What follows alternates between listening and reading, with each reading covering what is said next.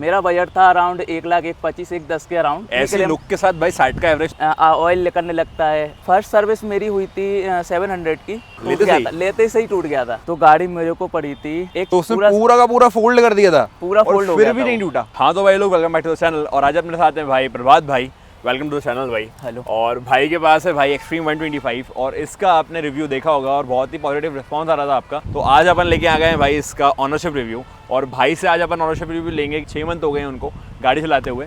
तो कैसा क्या गाड़ी है और गाड़ी के अंदर क्या क्या प्रॉब्लम आई है। भाई पल्सर भी ले सकते थे और भाई कोई और गाड़ी पे भी जा सकते थे, बट भाई इस पर गए हैं तो उसका रीज़न क्या है जानते हैं आज भाई से। प्रभात भाई बताइए क्या रीज़न रहा आपका। तो ये आयुष भाई, मेरा 125R एक्सट्रीम लेने का ये था कि मेरे पास तो और भी ऑप्शन थे बाइक लेने के, बट मेरा जो सबसे पहला देखा जाता है बजट, और उसके बाद फिर न्यू लुक जो अभी ट्रेंड में चल रहे हैं, जैसे अपन यूथ के लिए ये Z900 की तरह इसका जो फ्रंट का फेशिया है वैसा। बहुत सारे लोग आज कम से कम दिन के मेरे पास 5-6 कमेंट आते हैं मेरे रील्स पे कि Z900 जैसा इसका तो फेशिया वही सारा था। तो उसके बाद सबसे पहला तो मेरा बजट का इशू था। मेरा बजट था अराउंड 1,25,000 1,10 के अराउंड। क्या आजकल मार्केट में क्या हो गया, 1,10,000 की स्प्लेंडर ही आ रही है भाई। हाँ, तो फिर उसके पहले मैं सोच रहा था NS लेने का, NS 125 आती है ना जो, NS लेने का सोच रहा था पल्सर। फिर मेरे दोस्तों ने सजेस्ट किया और फिर मैं शोरूम पे भी गया।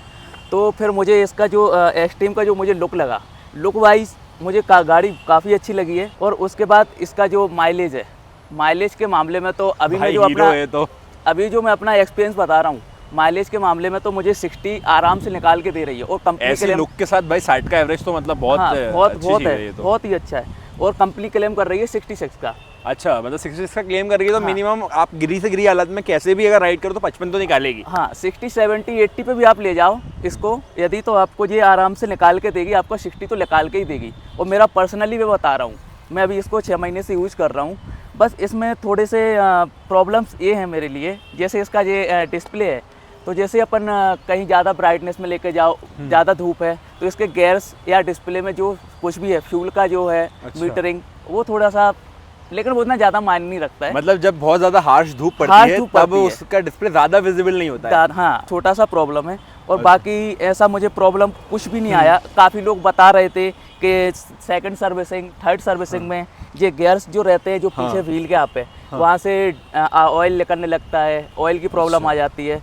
तो मेरा पर्सनल एक्सपीरियंस है, कुछ भी प्रॉब्लम नहीं है। अभी इसकी सेकंड सर्विस आपने हाल ही में करवाई है? सेकंड सर्विसिंग जो मैंने करवाई है इसकी 3,000 पे मैंने सेकंड सर्विसिंग करवाई और पहली करवाई थी 700 पे, 700 एक बार अपने व्यूअर्स को आप सर्विस कॉस्ट भी बता दोगे कि इस गाड़ी का मतलब फर्स्ट सर्विस कितने की हुई थी? फर्स्ट सर्विस मेरी हुई थी 700 की। 700 में लाइक ऑयल चेंज किया था। ऑयल चेंज करने के बाद फर्स्ट सर्विस पे ऑयल सब चेंज कर दिया था। ऑयल अकेला चेंज किया था और पैकेजिंग चेंज की थी। बेसिकली इसमें 2-3 चीज़ें और होती हैं जो अभी मैंने सेकंड सर्विसिंग कराई थी। तो सेकंड सर्विसिंग पे जो कंपनी वाले हैं, जो सर्विस वाले, उन्होंने बताया था कि आपकी फर्स्ट सर्विसिंग में 3 चीज़ें होती हैं। ओके। पहला ऑयल चेंज होता है, ठीक है, पैकेजिंग चेंज होती है, जो अंदर पैकेजिंग आती है, और उसके बाद एक चीज़ और उसमें चेंज होती है, वो यहाँ का कुछ बता रहे थे, वो मुझे याद नहीं है। मतलब कुछ छोटी सी चीज़ ही होगी, तभी तो 700 रुपये के अंदर सब कुछ हो गया। और सर्विस चार्ज तो अभी तो रहेगा नहीं, ये खाली पार्ट का कॉस्ट होगा। और जो सेकंड सर्विसिंग कराई है वो भी मेरी से 650 के समथिंग हुई है। अच्छा, तो मतलब 700 रुपये, वो भी मतलब एवरेज मान के चलो 1,000 रुपये के अंदर आपकी सर्विस डन हो आराम से 1,000 रुपये के अंदर। क्योंकि लेबर चार्ज भी अगर आप बाहर का जोड़ो तो बाहर 300 रुपये मैक्स टू मैक्स चार्ज रहेगा लेबर का। और अगर अपन शोरूम में करवाते हैं तो शायद 500 रुपये होगा लेबर चार्ज, है ना। इसकी अभी जो एसेसरीज है, जैसे मान के चलो अपना ये हो गया फुटरेस हो गया, और भी इसके छोटे छोटे ऐसे, जैसे ये आजकल ये बहुत इसके पीछे लगा हुआ ये लाइट है, ये रिफ्लेक्टर है। हाँ, ये तो ये कॉमन सी चीज़ है, ये अभी शोरूम पे अवेलेबल नहीं थी। अवेलेबल ही नहीं है अभी, क्योंकि नया है ना भाई, चीज़ ही नहीं है। जैसे मैंने बाइक ली थी और इसमें ये डैमेजिंग तभी आ गई थी, टूट गया था। अच्छा, फुटरेस टूट गया था लेते से ही टूट गया था। शोरूम से बाहर निकाला तभी टूट गया था। शोरूम से बाहर निकालते मैं पेट्रोल भरवाने जा रहा था, मेरे शोरूम से थोड़े ही पास में प्रभात पेट्रोल टैंक है, वहीं भरवा रहा था मैं, और ये टूट गया था। तो भाई फिर ये तुरंत चेंज करा लिया? तुरंत चेंज नहीं मिला, ये वही मैं बता रहा हूं। नई गाड़ी आप लेकर आए तो आप टूटा हुआ ही लेकर आए? टूटा हुआ लेके आया, अवेलेबल ही नहीं था। अवेलेबल नहीं था। बट भाई ये थोड़ी सी चीजें रखना चाहिए, ये तो बेसिक चीजें होती हैं। मतलब 15 दिन बाद भी मैं गया, फिर भी नहीं मिला। सेकंड सर्विसिंग कराई है जो, सेकंड सर्विसिंग में मुझे ये सारी चीजें मिली हैं। अच्छा, हाँ, मतलब आपको 5 महीने बाद आपको सारी 5 महीने बाद 5 महीने मैंने टूटा ही चलाया। कई लोग दोस्त बोलने लगे भाई वेल्डिंग करा ले, ये करा ले। मैंने कहा नहीं, वेल्डिंग फिर क्या वो खुला ही रहेगा, बंद नहीं होगा। हाँ तो सीधी ये सी सारी बात है, चीज़ें वो तो और जुगाड़ बाकी- वाला काम नई गाड़ी पे मन ही नहीं हाँ। कर रहा होगा कराने का। हाँ, और बाकी सारी चीज़ ओवरऑल गाड़ी का मुझे लुक वाइज भी गाड़ी बहुत अच्छी है। ज़्यादा हैवी वजन भी नहीं है, बहुत से लोग बोलते हैं बहुत हैवी वजन है, हैवी वजन भी नहीं है इसका, लाइट वेट है थोड़ा सा, मतलब मेरे एक्सपीरियंस के हिसाब से। जैसे कि मेरी पर्सनालिटी है तो मैं आराम से ये चीज़ उसको उठा लेता भाई हूँ। आपकी हाइट क्या है, थोड़ा हाइट बताएं व्यूअर्स को। मेरी हाइट 5 फुट 8 इंच है। 5'8" भाई की हाइट हाँ। है, तो हाइट के हिसाब से भाई को बहुत कंफर्टेबल लगती है गाड़ी। और भाई की थोड़ी 5'6" भी रहती तो भी कंफर्टेबल ही रहती, भी क्योंकि मैंने comfortable बैठ के रहती। देखा था, मेरी हाँ। 5'10" है, तो 5'10" के हिसाब से मेरे थोड़ा सा पैर फोल्ड ही रहते, तो बहुत ही सारी चीज़ें तो सब बढ़िया हैं गाड़ी के अंदर। बाकी भाई इसमें ना लेकिन ऐसा एक छोटा सा प्रॉब्लम है, इसमें कपड़ा रखने के लिए कोई लाइन नहीं है। कपड़े रखने की जगह ही नहीं है भाई, वो तो बुलेट पे भी नहीं है। यहाँ कहाँ रखते हो आप? मैं अभी यार छुपा के रखता हूँ, वो भी ये दिख इतना- गया मुझे, रुमाल दिख गया, ये हाँ, रखा है। ये और वो भी उसका साइज बहुत छोटा सा होना चाहिए। हाँ ये इतना बड़ा है कपड़ा, देख लो। ये होना चाहिए अच्छा यहाँ कपड़ा रखाएगा तो हाँ। हेडलाइट के पीछे। हेडलाइट के पीछे। भाई No आपको doubt। टोटल एग्जैक्ट जो आपने ऑन रोड ली है वो कितने की पड़ी गाड़ी? गाड़ी मेरी फाइनेंस नहीं है, Okay, कैश ली है। कैश हाँ। में है। तो गाड़ी मेरे को पड़ी थी 126 की। 126 की भाई ने गाड़ी ली थी 126 5-6 महीने पहले समथिंग, हाँ। है ना? तो अभी भी रेट इतना ही दिसंबर चल में रहा ली होगा, थी। है ना? इतना ही चल यही रहा है। होगा। तो भाई 1,25,000 रुपए की गाड़ी तो बहुत बढ़िया ही है। और बजट के बाकी हिसाब से बजट सेगमेंट में ये बहुत अच्छा है।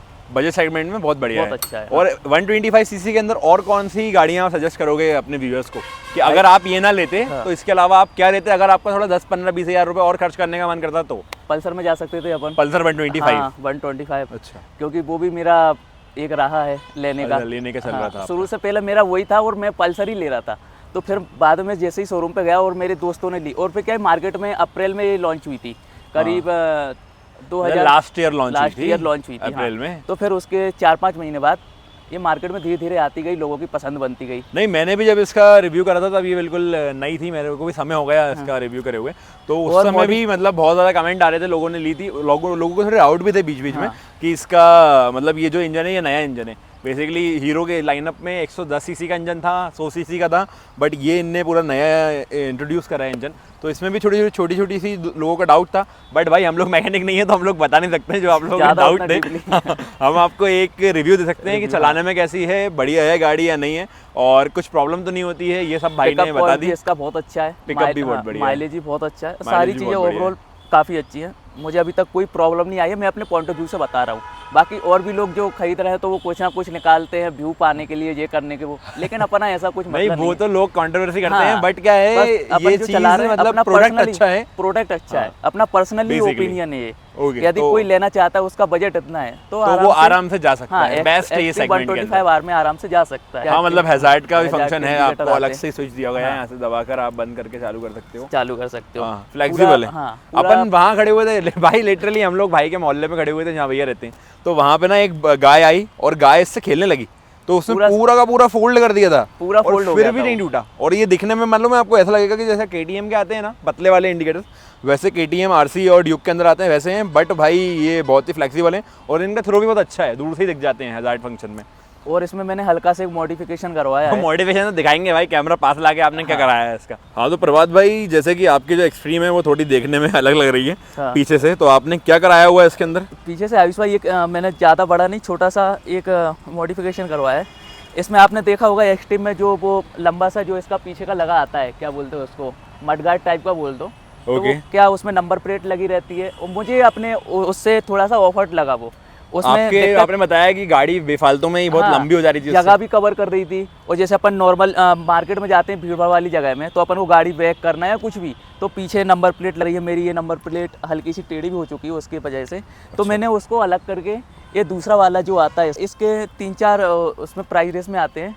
एक 150 रुपये का भी आता है, 250 का भी आता है, और ये मैंने लगवाया था 350 रुपये का। अच्छा मात्र इतना सस्ता है इतना ये? सस्ता आता है, 350 रुपये का लगवाया था, और 100 रुपये इसमें इंडिकेटर भी आपके माउंट हो गए हैं?